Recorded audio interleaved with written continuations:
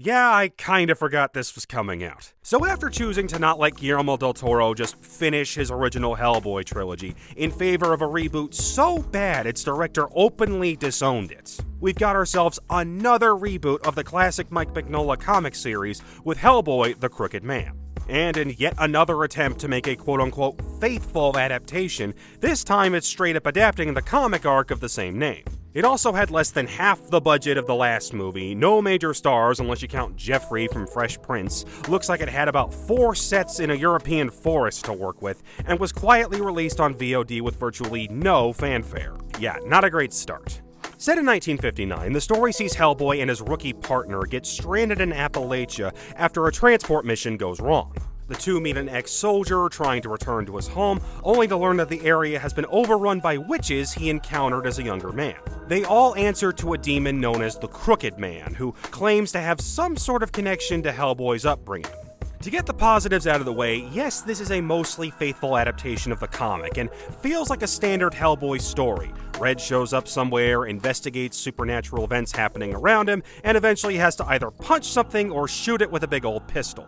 Jack Casey does a decent job with what he's given, embodying Hellboy's laid-back, sardonic personality without just sounding like a Ron Perlman knockoff. The big problem is the film can't hide just how much of the production budget has been slashed. I keep seeing reviews where it gets compared to a high-quality fan film, and it's hard to shake that, especially when scene transitions are used with a musical sting and a sudden cut to black as though those were supposed to be the breaks in between uploads on YouTube. Gone are the jaw-dropping creature designs in favor of poorly rendered snakes, spiders, and bugs. Shaky cam, quick cuts, and filters are used to try to hide the cheaper-looking effects, and a sizable chunk of the third act is spent in almost complete darkness. And what little counts for action is mostly just Red one-shotting a few waves of zombies that look like they wandered off the set of a cancelled Walking Dead spinoff.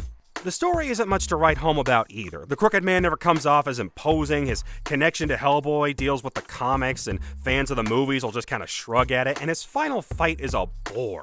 I don't even mind that the story is more about Jefferson White's Tom Farrell, since it's nice to see Hellboy in a story that isn't about his involvement in the apocalypse. And Adeline Rudolph's character, Bobby Joe, who wasn't in the comic version, at least gives somebody for Hellboy to banter with. But no amount of that or direct translation of comic panels is enough to make this anything more than a boring dollar store cash grab.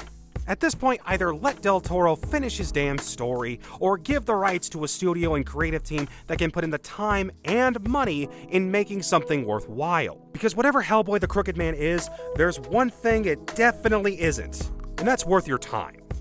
Skip it, and thanks for watching.